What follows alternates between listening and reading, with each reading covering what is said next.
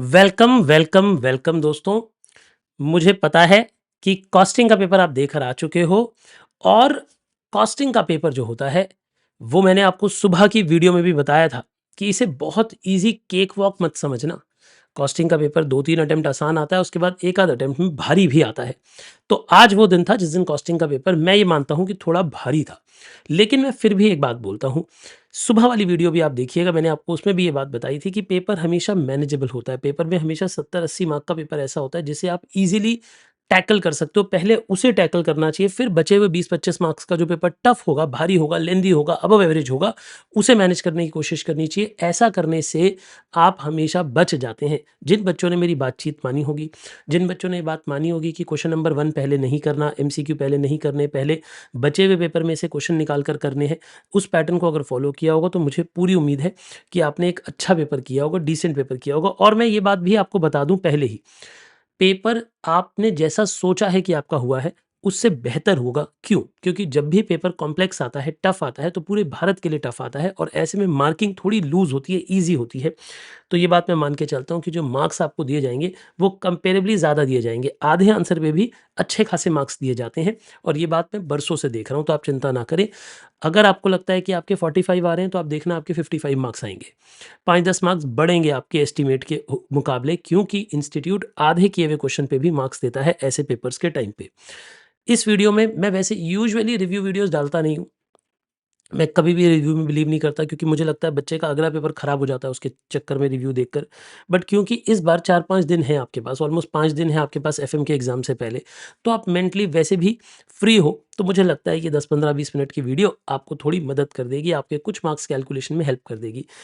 और मैं एक अलग वीडियो ज़रूर बनाऊँगा जिसमें मैं बताऊँगा कि मैं एफ़एम में क्या-क्या कराने वाला हूँ, कैसे कराने वाला हूँ। वैसे मैं इधर यहाँ पे भी बता देता हूँ आपको कि दोस्तों, एफ़एम की प्रिपरेशन के लिए मैं आपके साथ 14th, 15th और 16th इन 3 दिनों को लाइव बैठूँगा 7 पीएम ऑनवर्ड्स। ठीक है जी? टाइम कब होगा? 7 पीएम ऑनवर्ड्स तीनों दिन बैठूँगा और 14th को हम कवर करेंगे 5 चैप्टर। कौन-कौन से 5 चैप्टर? जैसे कि रेशियो का चैप्टर, लिवरेज का चैप्टर, डिविडेंड डिसीजन का चैप्टर, कॉस्ट ऑफ कैपिटल का चैप्टर और कैपिटल स्ट्रक्चर का चैप्टर। ये हम पहले दिन कवर करेंगे। ठीक है जी? कैपिटल स्ट्रक्चर वाला चैप्टर। ये पहले दिन कवर करेंगे। अगले दिन कवर करेंगे इन्वेस्टमेंट डिसीजंस और डब्ल्यूसीएम का चैप्टर। और फिर 16th को हम कवर करेंगे आरटीपी, एमटीपी 1 एंड एमटीपी 2। ये 3 क्लासेस मैं आपके लिए लेने वाला हूँ। तो आपने ये तीनों की तीनों क्लासेस अटेंड करनी है लाइव में। शाम को 7 बजे बैठेंगे, जब तक फिनिश नहीं होगा, तब जैसे मान लो इसमें हो सकता है 4-5 घंटे लगें, हो सकता है इसमें 4 घंटे लगें, 3 घंटे लगें और इसमें हो सकता है 3 घंटे लगे। तो 3-3 घंटे की अप्रॉक्सिमेटली आप क्लासेस मान लीजिए, हम तीनों दिन आपकी क्लासेस लेने वाले हैं। उससे पहले आप क्या करें, यानी आप आज 12 तारीख को और 13 तारीख को क्या करो बेटा, 12 और 13 को हो सके तो आप एसएम पढ़ लो, थोड़ा-सा अपना ऑडिट पढ़ लो, ताकि 14th को मैं शाम को आपको मिलूँगा, तब आप मेरे साथ एफएम पढ़नी स्टार्ट कर सकते हो। उससे पहले आप एसएम और ऑडिट पढ़ते रहो, ठीक है जी? 2 दिन आपके पास हैं, आप एसएम ऑडिट में से जितना मैक्सिमम निपटा सकते हो निपटा लो। मैं ज़रा आपके साथ क्विक डिस्कशन कर लेता हूँ कि एमसीक्यू के मेरे हिसाब से क्या-क्या आंसर होने चाहिए थे। देखिए, एक क्वेश्चन था ये स्पाइस गार्ड वाला। इसमें उन्होंने क्या कहा, मैं एक बारी क्विकली आपको रिव्यू करवा देता हूँ। उन्होंने कहा कि भई हमारे पास जो टोटल मार्केट है, डिमांड टोटल पूरी मार्केट की डिमांड है कुल मिला के, वो इतनी है 3125 और वो भी क्वार्टरली है। लेकिन हमारी जो स्पाइस गार्ड की जो डिमांड मार्केट शेयर है वो 8% है, यानी उस डिमांड में से 8% हमारी कंपनी की डिमांड है।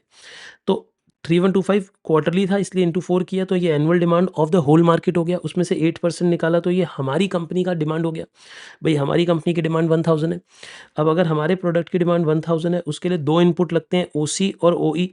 और ओसी और ओई जो इनपुट हैं, वो दोनों ही 4 केजी और 1.6 केजी चाहिए। तो 1000 आउटपुट बनाने के लिए 4 के हिसाब से 4000 केजी चाहिए होगा और 1.6 के हिसाब से 1600 केजी चाहिए होगा। तो दोनों का एनुअल इनपुट पता लग गया, ओसी और ओई का। इनफैक्ट ये क्वेश्चन उन्होंने पूछा भी था, एक पार्ट में यही पूछा था, what is the annual demand. तो 4000 और 1600 हमारे हिसाब से आंसर होना चाहिए कि भैया जो ओसी है वो 4000 चाहिए और ओई जो है वो 1600 चाहिए, ठीक है। अगला क्वेश्चन जो था वो था ईओक्यू के ऊपर बेस्ड, तो उसके लिए दोनों की ए तो हमें पता लग गई, यानी दोनों प्रोडक्ट्स की ए तो पता लग गई कि इसकी 4000 है और इसकी ए 1600 है एनुअल डिमांड। हमें दोनों की ऑर्डरिंग कॉस्ट भी पता लग गई। अब ये तीनों ऐड करो तो कैरिंग कॉस्ट आ जाएगी, मतलब 20% कैरिंग कॉस्ट है 2000 के प्राइस पे, 20% है 2000 के प्राइस पे, और यहाँ पे 2.5 रुपीज़ पर केजी पर मंथ है, तो पर मंथ है तो इंटू 12 करेंगे, और ये पर क्वार्टर है तो इंटू 4 करेंगे, और इंटू प्राइस भी करेंगे क्योंकि परसेंटेज में। तो उसने पहले OE का सवाल पूछा, OE मतलब इसका सवाल पूछा, तो OE के लिए एनुअल डिमांड कितनी है 1600, O कितना है 500, और कैरिंग कॉस्ट कितनी है इन दोनों का सम, तो कैरिंग कॉस्ट में क्या आएगा 2.5 इंटू 12, ये दिखा दिया, और 1.25% क्वार्टरली था, इंटू 4 करो और इंटू 200 करो, प्राइस से भी इंटू करो, तो ये 10 रुपये हो गए, यानी कैरिंग कॉस्ट हो गई 40। तो AOC तीनों आ गए, उसके हेल्प से हमने EOQ निकाल लिया, EOQ आ गया मेरे हिसाब से 200, तो ये आपका आंसर करेक्ट हो जाता है, ए पार्ट। अब वहीं पर EOQ मांग रहा है OC के लिए, OC मतलब इसके लिए, इसकी एनुअल डिमांड है 4000, O है 3125, कैरिंग कॉस्ट है 20% ऑफ 2000, तो 20% ऑफ 2000 तो यानी 400 हो गया, इसे पुट करके EOQ आ गया 250, तो और नंबर ऑफ ऑर्डर्स कितने आ जाएंगे 4000 चाहिए, 250 पर ऑर्डर है, तो 16 ऑर्डर प्लेस करने पड़ेंगे, इसका मतलब ये हो जाएगा ये वाला आंसर 250 केजी एक बारी में मंगाएंगे और 16 ऑर्डर प्लेस करेंगे। EOQ what is the total annual cost of OC का टोटल एनुअल कॉस्ट कितना है EOQ पे, देखिए OC के लिए ऑर्डरिंग कॉस्ट कितनी हो जाएगी, ये नंबर ऑफ ऑर्डर्स हो गए, ये ऑर्डरिंग कॉस्ट पर ऑर्डर हो गई, ये ऑर्डरिंग कॉस्ट आ गई, ये एवरेज स्टॉक हो गया, ये carrying cost per unit per annum हो गया, ये हमारी कैरिंग कॉस्ट हो गई, ये टोटल प्राइस और टोटल क्वांटिटी को मल्टीप्लाई करके ये टोटल कॉस्ट आ गई 81 लाख, तो हमारे हिसाब से ये 81 लाख होना चाहिए। फिर वो कहता है ऐसे ही अगर हमारे ऑर्डर साइज़ 200 होता, 250 ना होता 200 होता तो क्या होता, अगर ऑर्डर साइज़ 200 होता तो 4000 divide by 200 number of order 20 हो जाते, 20 को इंटू 3125 करते ये ऑर्डरिंग कॉस्ट हो जाती, ये average stock into carrying cost, ये कैरिंग कॉस्ट हो जाती टोटल, ये परचेज वैल्यू, तो ये इतनी कॉस्ट आ जाती 81,02,500, मेरे हिसाब से ये आंसर होना चाहिए था। ठीक है जी, पहले 5 क्वेश्चन डिस्कस कर लिए, फिर ये शॉर्ट क्वेश्चन आ गए।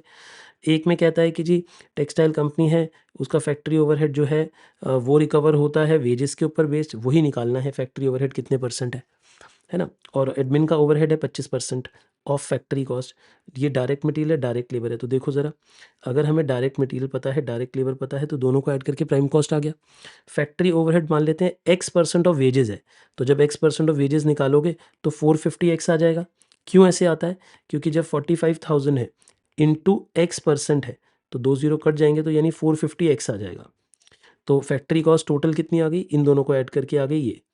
अब जो एडमिन कॉस्ट है वो 25% है, एडमिन कॉस्ट कितनी दी हुई है 25% दी हुई है, नहीं यहाँ पे admin cost is 25% on factory cost, तो जो फैक्ट्री कॉस्ट है उसका 25%, तो फैक्ट्री कॉस्ट का 25% ये एडमिन कॉस्ट है, इन दोनों को ऐड करो तो टोटल कॉस्ट आएगी, लेकिन हमें सेल वैल्यू पता है, हमें पता है कि सेल वैल्यू जो है वो इतनी है और उस पर 25% प्रॉफिट है टोटल कॉस्ट पे, बेटा 25% ऑन टोटल कॉस्ट मतलब 1/4 ऑन कॉस्ट, यानी 1/5 ऑन सेल, जो प्रॉफिट है 1/5 ऑन सेल है, तो अगर मुझे सेल पता है तो 1/5 ऑन सेल प्रॉफिट हटाया तो ये टोटल कॉस्ट आ गई, यानी इन दोनों को ऐड करके ये कॉस्ट आ रही है।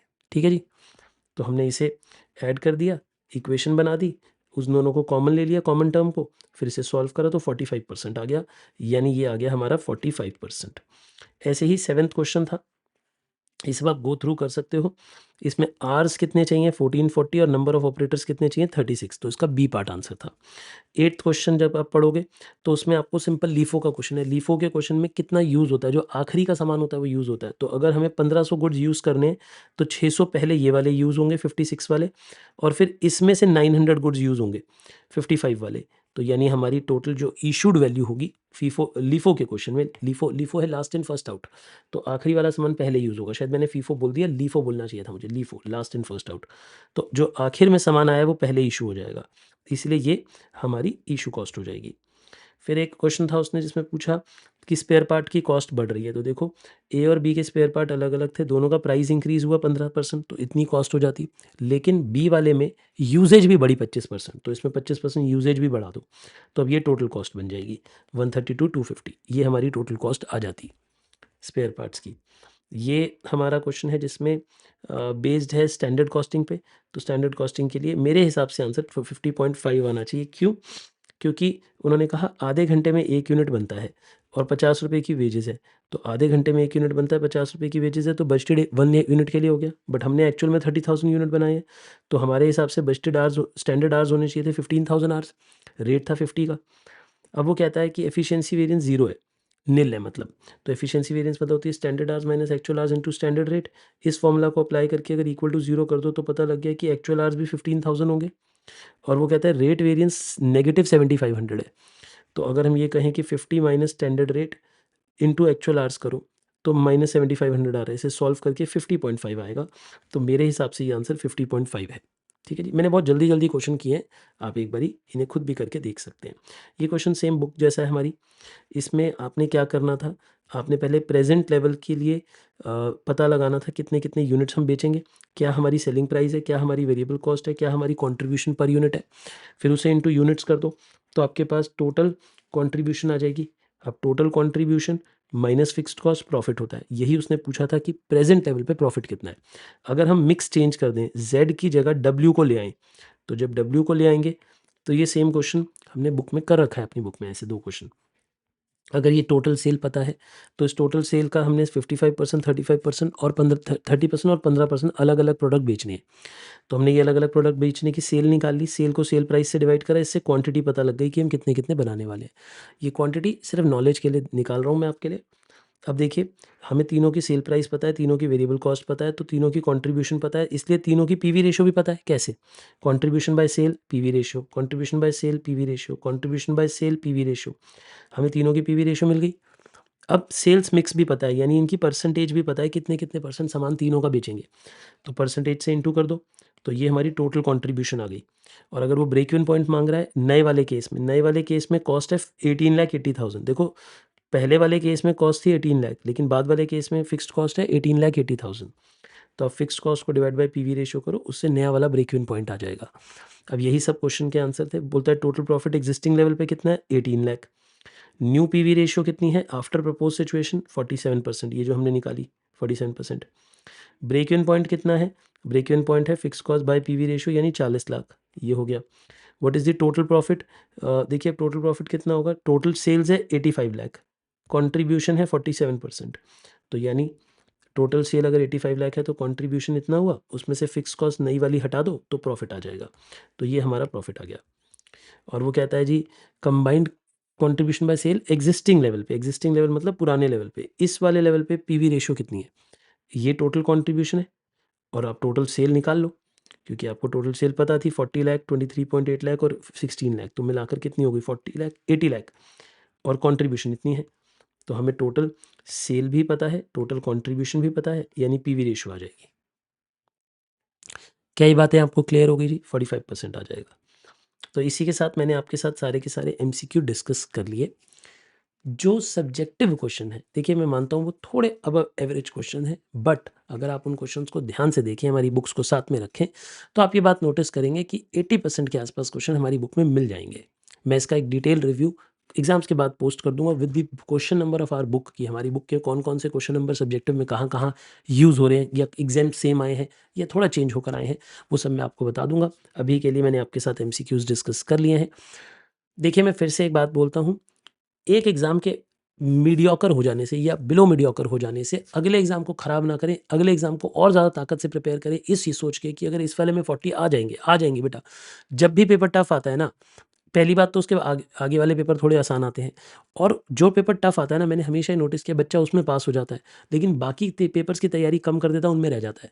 तो ऐसी गलती आप बिल्कुल मत करो। आपके पास 5 दिन है, आप एफएमएसएम में इतना बढ़िया पेपर करो कि अगर कॉस्टिंग में 45 भी आ रहे हैं, मार्क्स थोड़े कम भी रह रहे हैं, तो उसकी कवरेज आपको एफएमएसएम और ऑडिट करा दे। ये 5 दिन एकदम तपस्या करो बढ़िया तरीके से, पहले 2 दिन में एसएम और ऑडिट प्रिपेयर करो। मैं आपके साथ कब आऊँगा, कब बैठूंगा, ज़रा मैं आपको वो भी बता दूँ।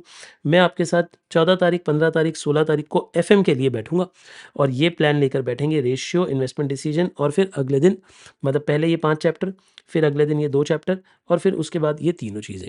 ठीक है जी, ऑल द बेस्ट, अच्छे से पढ़िएगा, पॉजिटिव रहिए, बहुत ज़्यादा आप कॉस्टिंग के बारे में मत सोचिए, पेपर बंद करके रख दीजिए, अगले पेपर की तैयारी स्टार्ट करिए, क्योंकि ये सोचिए कि अगर बचे हुए दोनों पेपर में आप 60+ ले आते हैं तो भी आपका ग्रुप निकल जाएगा, आप पास हो रहे हैं।